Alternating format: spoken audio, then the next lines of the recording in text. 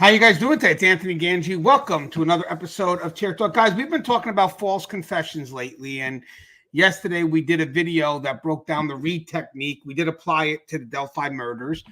We kind of discussed pretty in length, pretty deep, the interrogation of Richard Allen from, well, three detectives, but the main focus was Detective Holman. Now, granted, we didn't see any videos, but this was just coming from transcripts. So today, what I would like to do is going to interview Joe Pangaro. He's been on my show before. He's a retired lieutenant, and he's done a few interviews. And there was one that led to a false confession in which he believes he could have been responsible for. What I mean by responsible is that he could have led this person to falsely confess. He actually has a book on the market. I'll have him introduce himself shortly. And then, guys, before we do this interview, I will bring on Joe. I'll introduce him. But then I want to show you a video I got. It's a couple of months old, but it's going to show you a gentleman who was being interviewed or interrogated about his father being missing, which turned out that he was then being accused of killing his father. And it turned out he started to believe it.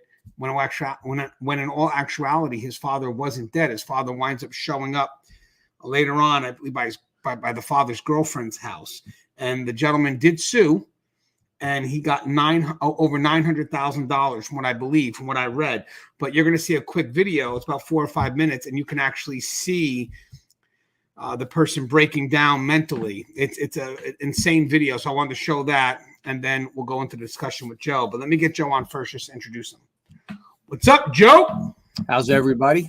Good. Joe, you mind introducing yourself, please? Sure. Lieutenant Joe Pangaro. I'm the CEO of Pangaro Training. I also have my own podcast, the Blue Heart Podcast. Obviously, you can see that. I am an author. I write for a company called Blue 360 Media. So I have a couple of books out. The Investigation over here on how to conduct a complete and thorough criminal investigation. And then the other book that I think is what got Anthony's attention is that. Sorry about that. Something happened here. Got Anthony's attention is my book, The Interview.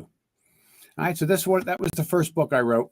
I spent 27 years in law enforcement, most of it in the investigative division. I enjoyed every minute of being a detective, and I did interview hundreds and hundreds and hundreds of people. I learned some skill sets, how to interview. I've taken many, many different kind of training courses that are out there for you. That and real experience helped me to develop my own particular style, my shtick, as my partner I used to call it, of how to conduct these interviews. Right, and guys, I the reason why I've been doing a little bit about the interview process, especially pushing on the Reed technique, is we saw it being explained a little when they did the interrogation of Richard Allen. So I thought we could dive in deep and give people a better understanding of how the Reed technique works. Now, if you saw the video yesterday, you could also know that this Reed technique is a push and pull of emotion. I mean, it truly is. Once you get past that interview and you start making those accusations towards that individual, I mean, it is going to be a back and forth of emotion, and it could be very confusing for the person being interviewed because it's that intense. So what I want to do real quick, guys, is I want to show you this quick video. It's about 4 or 5 minutes, and it's going to show you a very intense interrogation, which led to a false confession. Now, in this case here, when we're talking about false confession today, we are talking about people that actually start to believe after they're being interrogated that they've actually committed the crime. So we're not talking about people that knowingly put a false confession, but we're talking about people who have been influenced to some extent to believe that they've done the crime and now, unfortunately, make the confession. So let me go ahead and share this video real quick. It's a very interesting video. Hold on 1 second. Murdered your dad.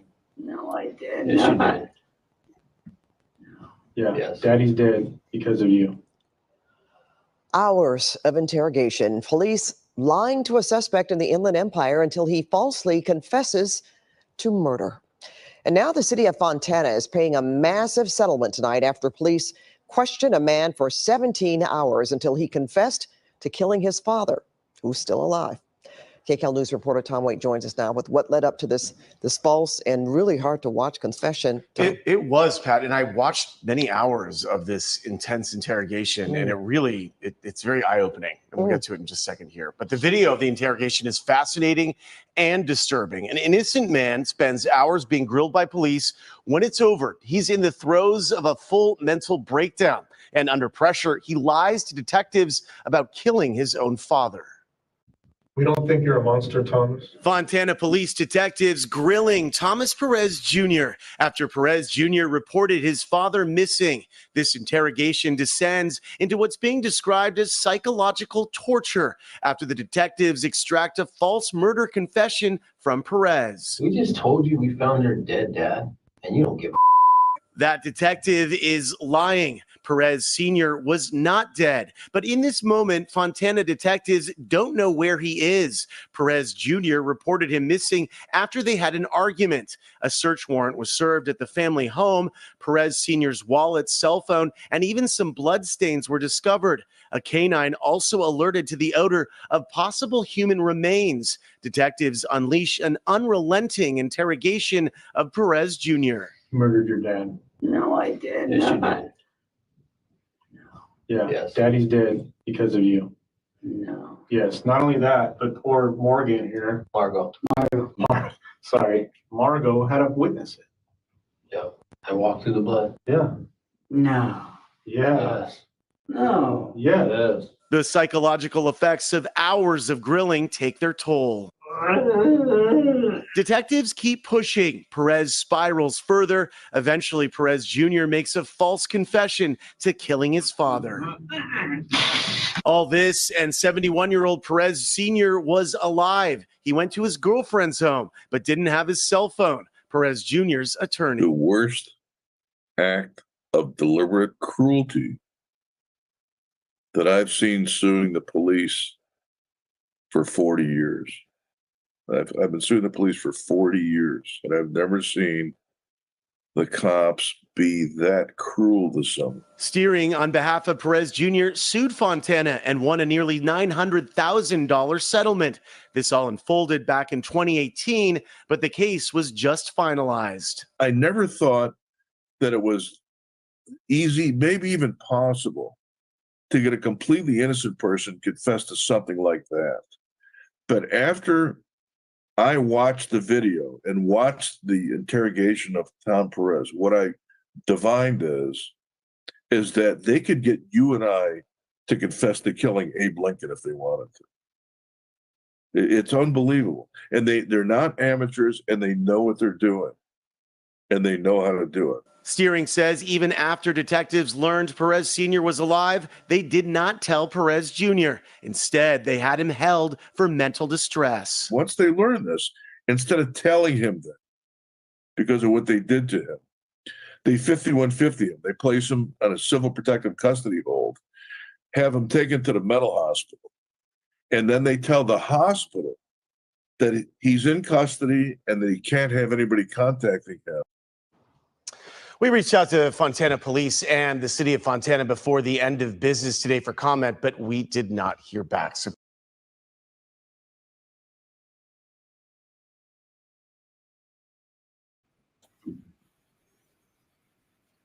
That is a crazy video, Joe. Hey, Joe, just real quick before we go into your story, when the lawyer says at the end that basically he believes that he can even get people like us, or the police can get people like us to confess to the killing of Abe Lincoln. Do you think that's true? Well, I don't know so much about Abe Lincoln, but I can tell you that psychological pressure is probably the most powerful thing that we do when we interview somebody. And you certainly can get people to falsely confess to things. You can stress them out to the point that you blend reality and your story, and it can overwhelm them, right? You overwhelm their ability to resist you, and they will often go into that. There's lots of reasons that we can talk about. I mean, sometimes they just want you to stop. So they tell you what you want to hear. They take cues from you, what you're saying, and then they concoct the story so that, okay, I confess, leave me alone. Other times you can actually push them beyond their mental abilities to resist. and they can start to believe things. And that's kind of what happened in a case that I worked. Hey, Joe, out of curiosity, so when the detective pushes the pressure, obviously you would expect the person to resist, but then once they start to weaken, are you telling me then they start to accept it? At certain points. Now, I think I heard right here, Anthony, you could tell me if I'm right or wrong, that this was a 17-hour interview. Yes. It didn't say a lot about breaks. I mean, that right there, I could tell you in a modern courtroom, I can't imagine that kind of a interrogation is going to be given. And I say the wrong word, not interrogation. Interview is going to be looked at positively. 17 hours of stress on someone, you're going to break their will. There's no doubt about it. And when you're interviewing people, all of these things you have to think about, what you're doing, how you're doing it, what it's going to look like. Like, this is on video. We're all on video now. So you have to understand when a judge and a jury watch this, this attorney called them cruel. And I can say, as I'm hearing him say that, I'm thinking, is it cruel? Do we care about, psychological pressure that makes people feel bad? Don't we want the confession? Well, I think we do. But the reality is we have to be professional of how we do it. And we have to keep these things in mind. You don't want a false confession. You don't want to really, it sounds that way because it's a criminal, right? Oh, you hurt their feelings. It's not hurting their feelings. You could traumatize someone, like we saw with this guy, obviously traumatized when he was told his father's dead and he didn't do it. 17 hours is a long time. You can really twist somebody into a knot in 17 hours. Joe, I noticed you corrected yourself. You didn't want to say interrogation. Is there a change in language? Yes, let me explain this. And the reason I say that is because when I teach this course, people conflate words, right? Words mean things. What I say, what you say, what a suspect says, every single word means things. And depending on the process that you're in, if there's jeopardy and you poke their jeopardy, that's what I call it. And people will say certain things to protect themselves, to obfuscate the story or whatever. But in law enforcement, we often make a mistake by saying, well, we interrogated this guy for 3 hours. Interrogation is completely different than interview. Interview is a back and forth. It's an exchange of information. I ask a question, you ask a question, I give some information, you give information. In a criminal interview, you're moving from point A to point Z, and you want to bring this person along with you. So interview is a back and forth. There's no coercion involved in it. You do build up psychological stress to get people to react body language wise so that you can read their body language based on certain questions. But an interrogation is a completely different process. An interrogation is, as opposed to the interview, which is back and forth, an interrogation is one-sided, the cop side, and that's it. And you don't let the person talk unless they're going to confess. So every time they start to come up with, that's not right, you stop them. And then you go back and you reiterate your evidence, you reiterate your points. You go back and you don't let them talk unless they're going to start confessing. So if you got in front of an attorney and in your report you wrote, we interrogated this guy for 3 hours, and the attorney understands the difference between interview and interrogation, you're going to have a hard time on that stand, because they're going to, first of all, ask you for the definitions of each. They're going to ask you for an example of each. And then they're going to say, and how was this an interrogation? And if they can make the jury see that you don't even know the difference in the terms, you're going to have a problem right off the bat, that everything you did was wrong. You're not a professional. So when I read police reports and I talk to police officers, and they will say to me, oh, we interrogated this guy for, 3.5 hours, 4 hours, whatever. You didn't interrogate him. You interviewed him very intensely. But if you interrogated him for 4 hours, that's how you started. That's not how you start the process.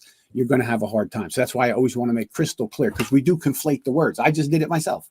And it's a reality. It's a different process, an interview to an interrogation. That's why I like to make it clear. Yeah, I told people in yesterday's show that, obviously the interview is building a rapport, trying to get the person's baseline, a lot of things happening. But then when you cross into that accusation, when you start crossing into what could be a heated discussion, or in this case here, the interrogation, there's no turning back. Like that's it. Now the rapport is broken, and now you are going to try to see if you can get this person to admit whatever the evidence you have. I want to ask one more thing before you go into your story. I think the balance with the interrogation, and I don't know how it gets managed. I just think maybe some people just have the natural skill.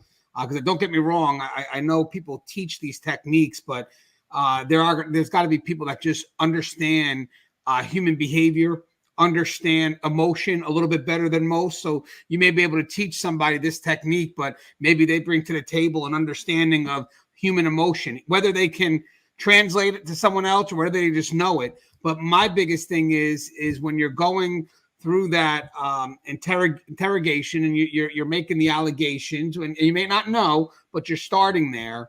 How do you kind of keep yourself balanced, knowing that, okay, if this is the guy, I got to try to get him to admit, or if this is the suspect, I got to try to get them to admit, but I also have to remember I'm dealing with someone that could also be innocent.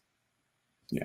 All right. So the process that you're talking about, when we sit down with somebody, you said the word baseline, and that's true. When you start an interview, I've seen lots and lots of officers go right in and they start the accusation. We're investigating a robbery. We're investigating a sexual assault, or rape or whatever.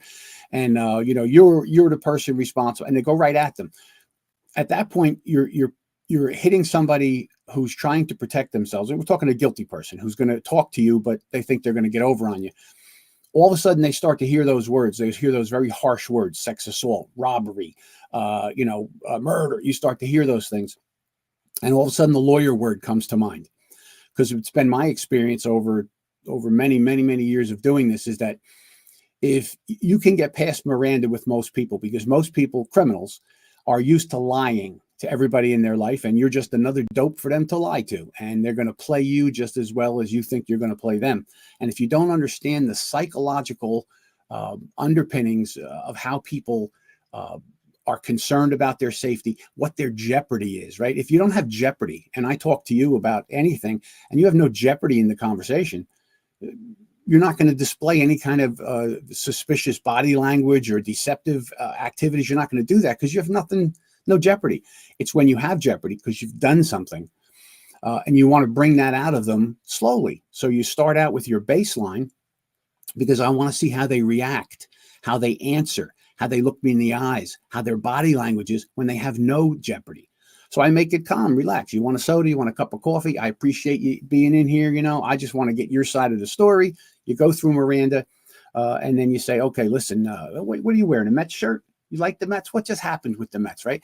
So you talk about anything you can other than the criminal activity you're investigating, and you will see them relax. And when they relax, now you'll see good eye contact.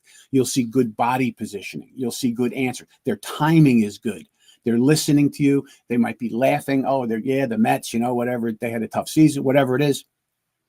And you go through that for as long as you think you need, so that you can see how somebody responds in all these different things that we're looking at when they have no jeopardy, right? They're relaxed. They're talking about baseball. They're talking about their kids, Halloween, whatever it is. Then you say, okay, listen, you transition. So the transition is important too, because now you're going to see all of those things when you transition into now asking questions about the crime. You've just seen them now relaxed. It might take 10 minutes, 15, 20 minutes, cup of coffee, you're BSing, you're doing whatever. And then you transition maybe with something like, listen, that's really awesome. Maybe the Mets will win next year. I certainly hope they do. They tried. But right now, I got to talk about this incident. Okay, this situation where somebody went into somebody's house and some bad things happened in there, right? And I appreciate that you're here. Now, when you say that, I didn't use harsh words. So in my book, what I talk about is the big four, right? So the first one is diminishing the words we use. If I'm talking about rape and murder and shooting and robbery, those are scary words. So I talk about somebody went into somebody's house and some things happened, right? That's not as harsh, that's less, but that will also trigger them now. It'll trigger their jeopardy. I'm poking at it because now they know they have to talk about the situation or talk themselves out of it or talk around it, whatever. And you will see physical changes. You will see them tighten up. You'll see a body language change. You'll see their expressions change. You'll see how they answer you. All of these are indicators of deception. And there's only two things you look for in an interview. You look for truth and you look for deception. And if you have truth and you can keep pursuing it and you get a feeling, okay, this is pretty legitimate answers based on your case, your investigation, whatever you're doing, you can be confident this person's probably not involved or not involved to the extent you thought.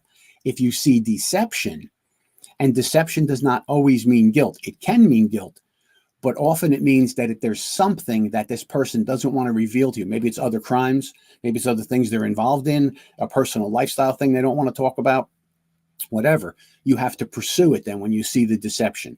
And you pursue it with conversation, asking questions. It's a back and forth with the person.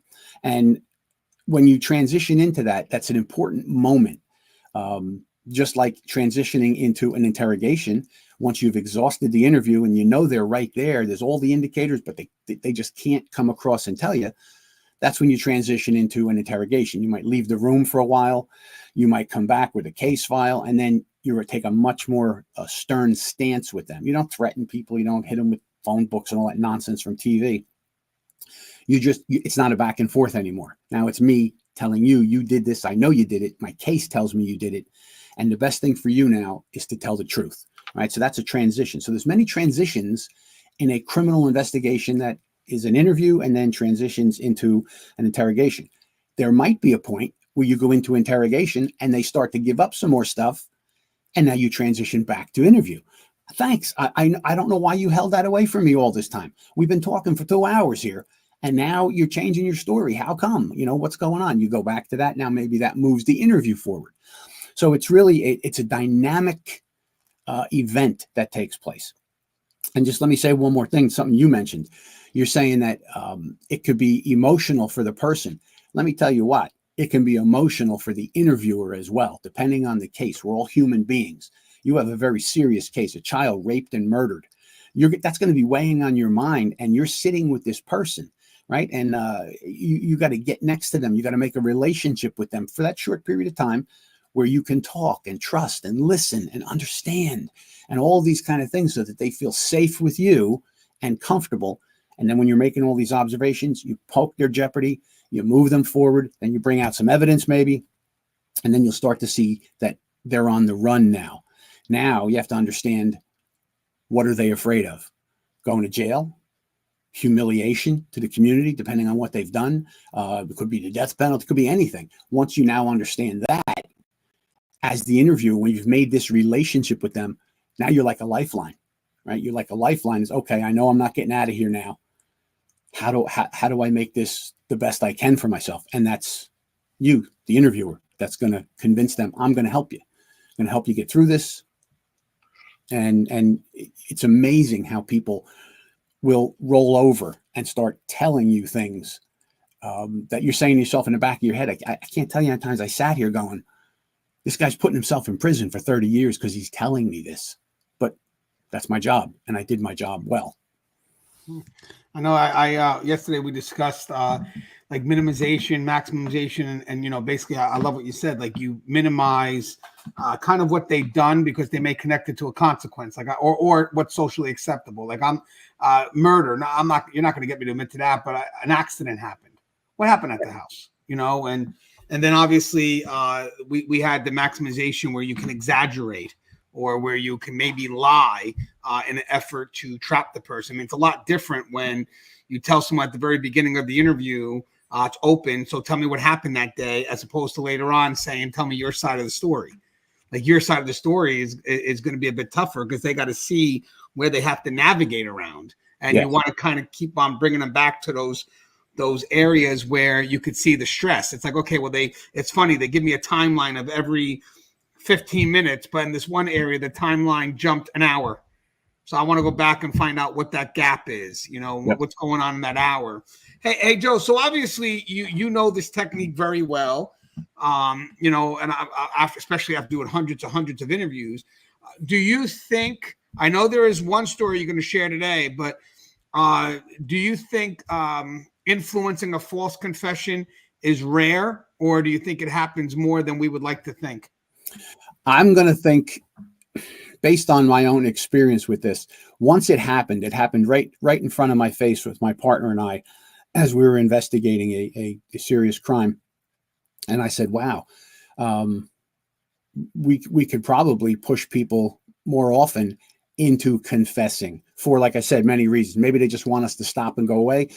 Good. Let them charge me. Let me get a lawyer. Let me get away from these guys because they just won't stop. And, then I'll tell my lawyer I didn't do it and, whatever.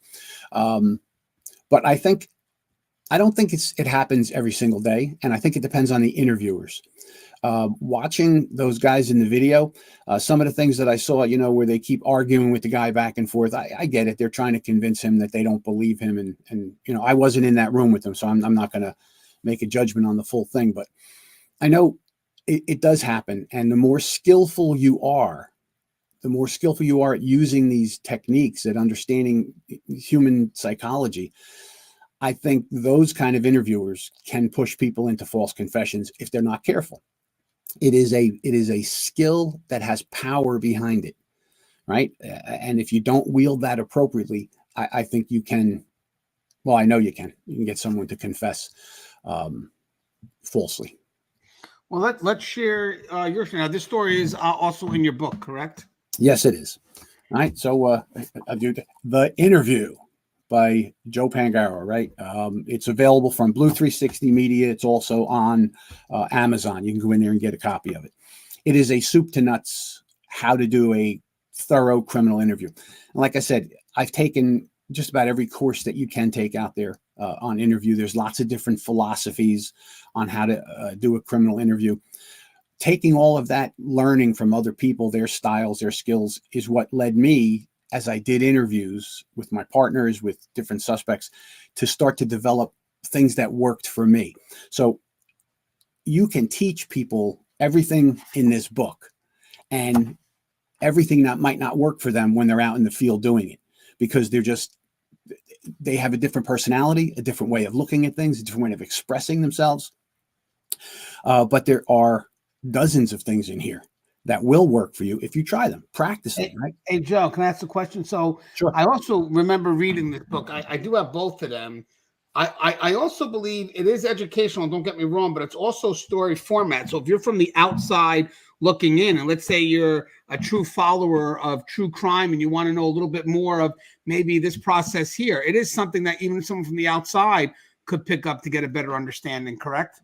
Well, I think you're absolutely right. I mean, the interview is much more of a teaching the techniques and the concepts with stories. I add stories in because stories always make it easier to say, oh, this is what the guy just said, and then let's see how it actually worked in the real world. So I do that in my classes as well. I use stories to back up what I'm saying.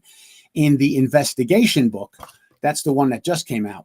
This is the one where I worked a very, very brutal double homicide that involved a mafia family, and a guy cut the head, hands, and feet off of people. And I was writing it as a screenplay, right? I was taking this idea as a screenplay or a novel, a true crime novel. And when I talked to the publisher, they said, listen, why don't we do something different? Why don't you tell part of the story and then stop and say, okay, let's learn what we can learn. So what we do is, in that book, I talk about how the killer got from where he was to the crime scene. And I say, let's stop now. You're the investigator. Let's go back and figure out how we could have tracked that person, right? With all the things that are out there, digital cameras, all that stuff. Could we follow where this person went? Then I go back to the story and I tell him at the crime scene how he kills everybody, the horrible things he does. And I stop it and say, now let's go back. You're the crime scene investigator. What is important to you? What do you need to look at? Blood spatter, evidence, everything involved with that. Then I go back and tell the story of how he confessed, and then preparing for the major case when he went to trial. It was a nightmare of him, his antics and what he did, and how do you prepare for that? Then I go back and teach how we prepared for that and how you can prepare for any major case. So in that one, if you're a true crime buff, the investigation is awesome, but it's also great for any officer anywhere that has to investigate anything. It's a soup to nuts process to understand what's in a thorough investigation. So thank you for asking me that. Yeah, of course.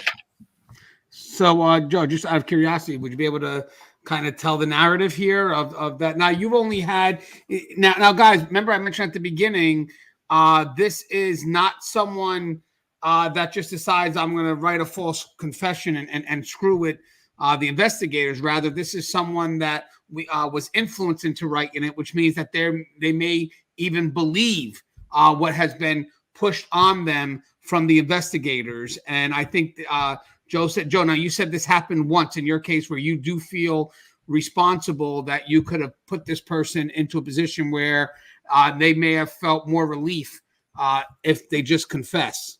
Right. And in this particular case, in the book, the story that I tell about it is called Take a Peek.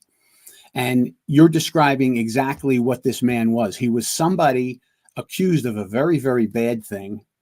And he didn't actually do the bad thing. He did something.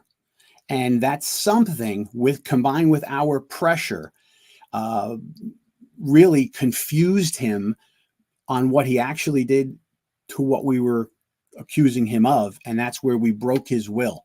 So the story, very simply, we had a young girl, 13, maybe 14 years old.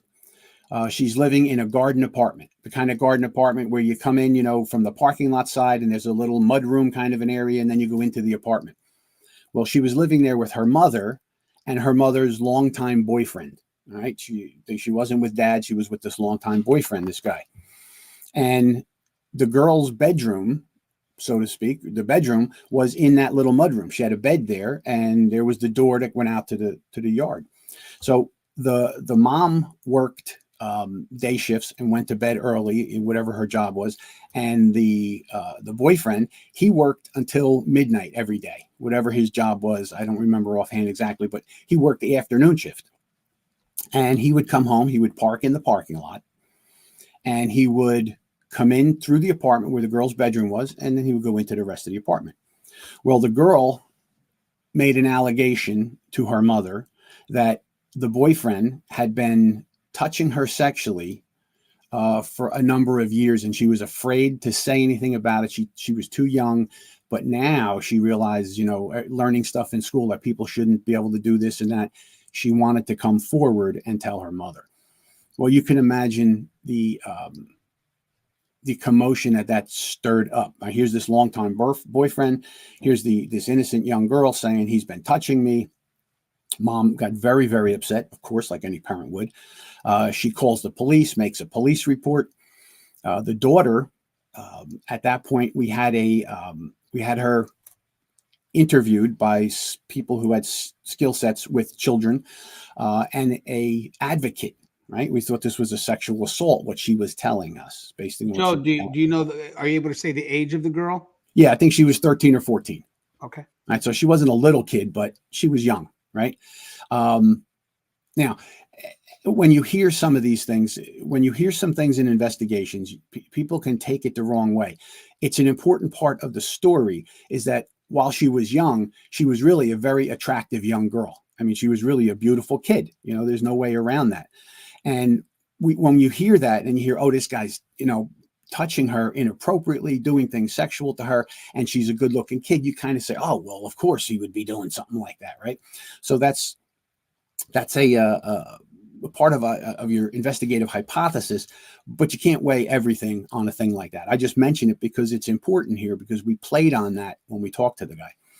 So the girl was giving a statement with a counselor and her mom, and that's going on. In the meantime, the dad. Hey, Joe, just from the outside looking, I'm sorry, you said played on that. There may be some people in the audience that may not understand. You're talking about utilizing that to encourage the confession? Yes, absolutely. We played on that. That was one of the factors we used to work on him. Hey, she's a good looking kid. You're not really blood. You know, you're the stepdad. You're not, you know, that kind of thing. Well, the girl is being interviewed with the counselor and mom and another detective. We had this guy. We found him where he was. We got him out. He came into headquarters. We advised him Miranda. He waived his Miranda, and we told him what the allegation was. We started our investigation. We say, listen, you know, I don't know if this happened or not. You know, kids can lie. They can make things up, but it seems pretty realistic. She's talking to some experts right now, and she's giving this. And the guy's, no, I would never touch her. She's like my daughter, even though she's not my real daughter. I've been with them for years. I love her. I would never do such a thing. And we're saying, okay. So as many people know, as you get into these situations where you run up against a brick wall now, what am I going to say? Where am I going to go with this? What do I have in common with this person for me to try and work this out? So as we're talking, I said and this is exactly how it kind of developed. I said, so you come home every night, right? Summer, winter, spring, and fall, right? You come in, you park in the parking lot, and you come through the bedroom. He says, yes, that's what I do. I come through, but I never do anything. I said, okay. Have you ever come home in the wintertime and cold air blows in the room and you see the girl laying there sleeping, and have you ever put the covers up on her? And he stopped and he's thinking, yeah, I probably have. If it was cold, I'd put the blankets on her, right? So this is shortening down the story, but you kind of see where this is going. As an investigator, my job is not to get the confession immediately. My job is to get the person to put themselves in the situation and to tell me they did something and that something was wrong. Then I can go back and continue the interview, use more evidence, more pressure points, and try and pull the full truth out. So he sits there and he says, yes, I have done that. I say, okay. I said, in the summertime, have you ever come in and it's really hot in the apartment? He says, yeah, sometimes it is hot. I said, do you ever come through? Does the girl wear pajamas at night? I mean, she's a beautiful kid, right? She sleep in her underwear? What does she do? And he stopped and he kind of looked and he says, well, sometimes she does. Sometimes she sleeps in her underwear. And I said, okay, well, she's a very beautiful kid. Did you ever, as you're walking through, did you ever just stop and look and take a peek at this young girl? Right? And he stops from what he's doing and he's looking at us and he looks down and he's breathing heavy and we're saying, okay, we got him. He's not going to be able to withhold this. And he says, I've taken a peek. I've looked. She's a beautiful girl, but I never touched her. I never touched her. I never touched her. I said, okay. I said, so, but you have stopped to look. And why did you look? Why would you look? And he said, like you said, she's beautiful. She's beautiful. She's laying there. I'm not dead. I'm a man and I see her. She's not my daughter. So you just said she was your daughter, like your daughter.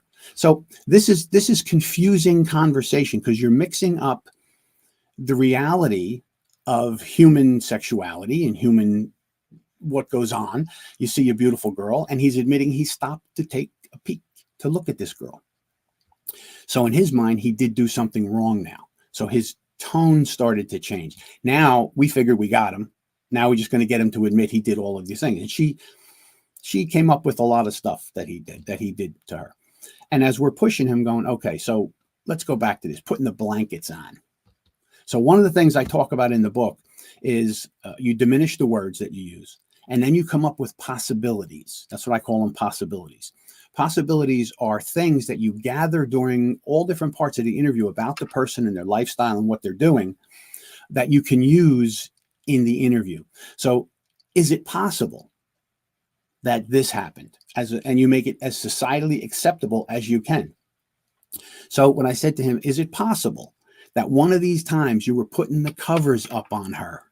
And do you tuck her in or do you just, drop the covers? What do you do? Right? I don't want to lead him. I want to give him options. And he says, well, sometimes I just pull it up and sometimes I tucked it in so she would, wouldn't come off of her again. And I'm like, okay, is it possible that one of these times you were tucking in the blankets, she woke up and thought you were touching her? Is that possible? And now he's sitting there thinking. And he says, I mean, maybe when I was tucking her in, she might have thought I was trying to touch her. I said, okay. So you're walking in, this young girl is laying there. You see her and you realize she's a beautiful kid. You stop and you look because she's attractive. Sometimes you tuck her in and she might have thought you were doing something different. And he drops his head and he's, like I said, he's breathing heavy and we're looking at him going, okay, he's going to roll over now and tell us all the stuff he did. And he says, but I never did anything more than tuck her in. And she must have thought I was touching her. We said, well, that's not what she's telling us. She's telling us not only did you tuck her in. I said, where do you think I came up with that? That I made that up out of thin air? She told us that she felt you tucking her in and then you were touching her breasts. Right. And then you were moving the covers to look at her all over her body. And he's not saying no.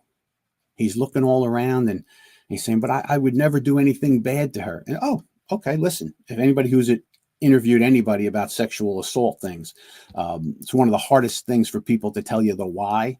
They can't say, I'm attracted to a 3-year-old child. So they tell you other nonsensical stuff. Oh, the kid, I was just trying to teach the kid about love and that. So we're using that kind of a tactic with this guy. But then we continued, listen, you've told us the truth so far, but do you realize how painful it is for this young girl who saw you as her father? And now you're in there touching her. So you tucked her in, you might have touched her. I think you did. And that's the kind of thing we went with. I said, you're telling me all the things I need to know, but you must feel horrible. And it evolved from there where he's thinking about it. He's trying to answer our questions.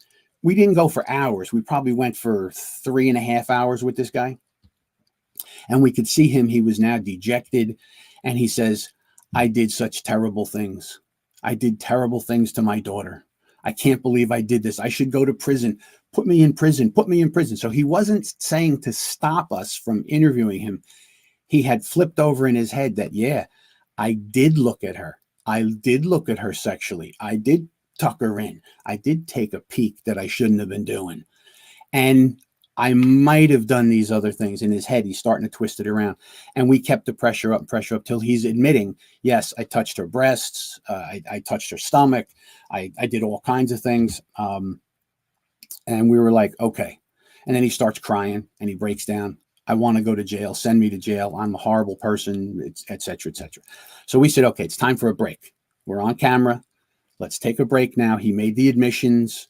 We're all good here. We'll get him something to drink, get something to eat, and then we'll come in and then we'll go for details. Because now he crossed the threshold. He did it. Now we're going to get into the other things she claims that he did. So we took a break and we came back in and said, you want something to eat? You want a cup of coffee? And he's sitting there crying and we get a phone call while we're on this break from the other detective. And he says, how's it going there? I said, good. The guy just gave it up. He's been touching her. We're going to go back to the details. Exactly what did he do to her? Did he digitally penetrate her and all these things? This and that. And he says, slow down. Why? The girl just broke down talking to the counselor and she made it all up. I said, what do you mean she made it up? She doesn't like the way he treats her mother. And she figured if she said he touched her, mom would throw him out.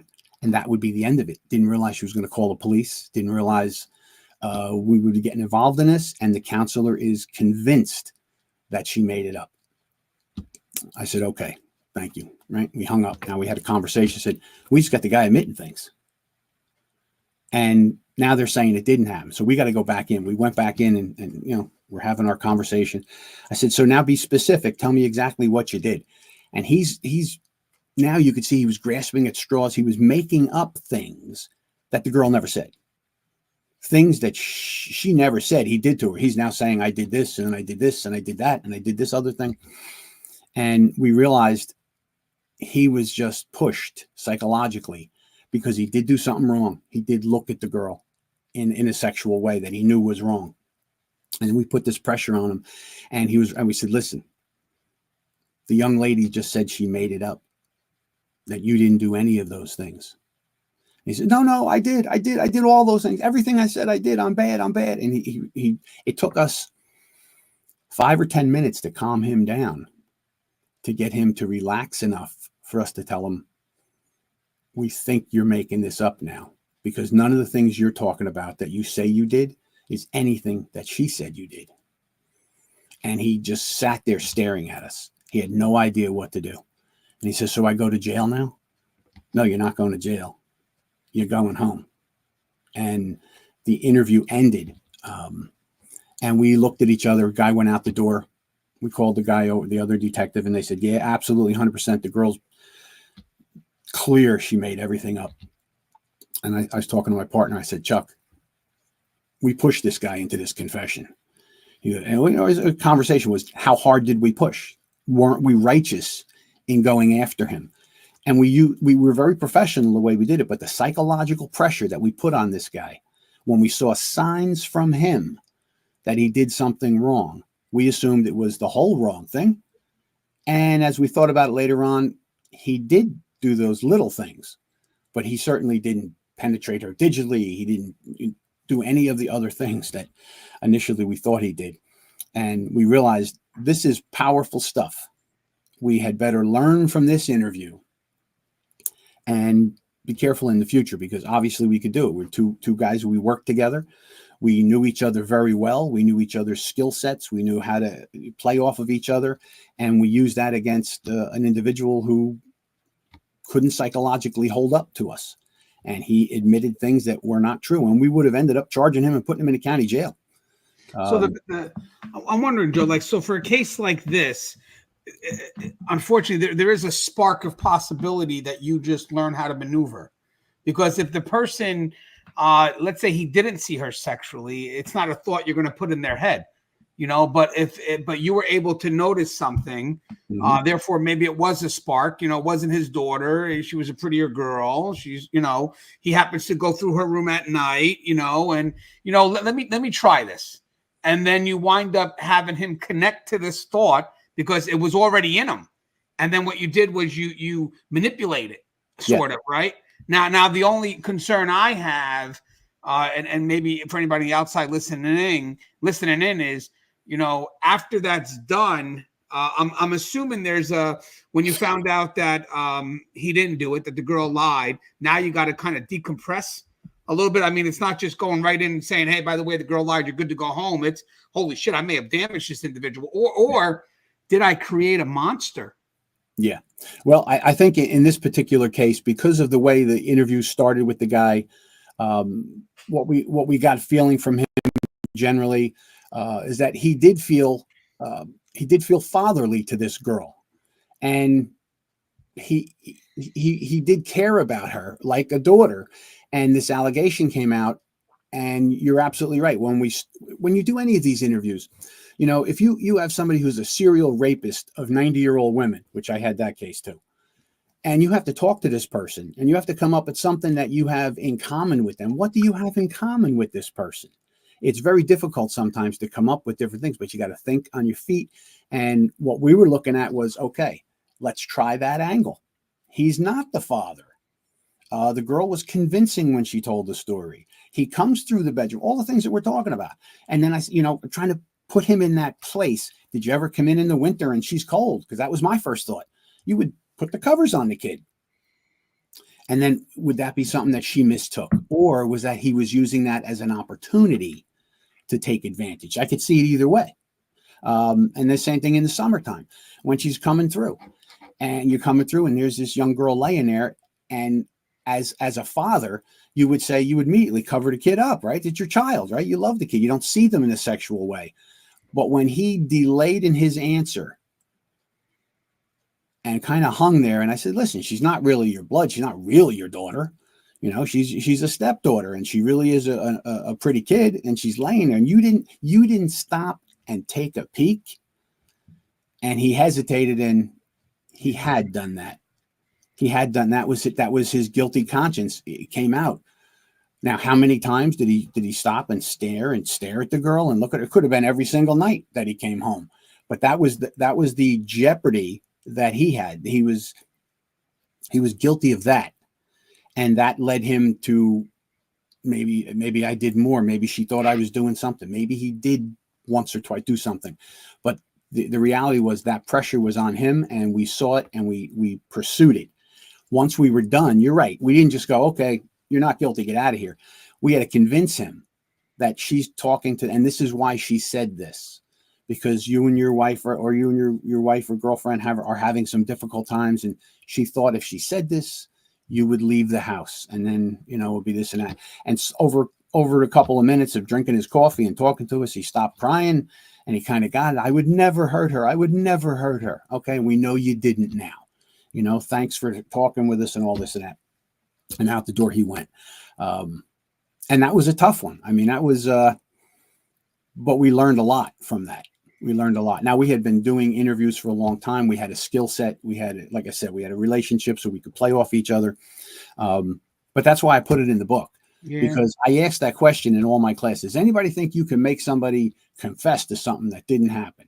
And most people say, no, if I didn't do something, I'm not going to tell you I did it. I'm like, well, you're starting off in the wrong spot now because you don't understand how this works on somebody's head. I mean, obviously, you also have people that could be very highly suggestible, and then you wind up putting it into their head. But my biggest concern, even with a case like this, is that you kind of, in your effort to find if it's really him, and then granted, thank God it's not, you could ignite the fantasy. Well, and now when the person goes home, now what about if he does do something to the child? That's interesting. I think it's an interesting concept because you're right. Somebody never thought about playing football in high school, and you talk about it. Boy, you're athletic. You'd be great. And, oh, maybe I would be, or I could play the guitar, or I could sing, and you might take that idea. When you're talking about something like molesting a child that you have care for and you have love for, well, I think that might be a possibility because we know it does happen. Right, it happens every single day. People molest everybody around them. I don't know that it's would be that prevalent that somebody say, hey, they didn't think it was a bad idea. I took a leak, maybe took a peek. Maybe I could do something more. I didn't get that impression. And I would think that would be a rare situation. Yeah, I was thinking more so because, and I agree, Joe. I was thinking because when you do the exchange, it's such a deep exchange of emotion that it's not surfaced. I mean, you're really hitting into this individual. You're also making possibly when you're making the allegations, they're very detailed in nature. So for the person, let's say, to have that initial attraction, then how much does it evolve when you start to make the allegations in an effort to have them admit? And then as I said, but for someone who doesn't have that spark of possibility, I think it would be a bit harder. Like if I was a person that just went through the room and only to get to the bedroom with my girlfriend at the time, and I never took a peek and I never did these things, we're going to be going back and forth a lot longer. Yes, absolutely. Because you didn't do it. And you don't have anything that you could work off of, which I think was a tremendous perspective. But I wanted to share this today, Joe, because I figure, we got the Delphi case going on, and now he's making the confessions. This really didn't happen.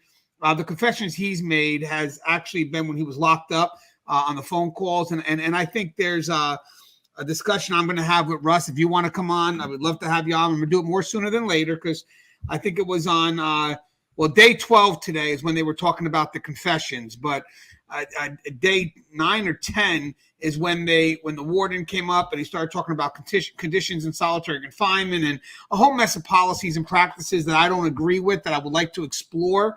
But I think it also touches on, it was these conditions that made him confess. And I think there's just a lot more behind it. But I wanted to bring this up because there are a lot of people that were messaging me talking about, the pressure that police investigators do. And there's actually, I'll read just one of the comments I got today on the video that got to me a little bit.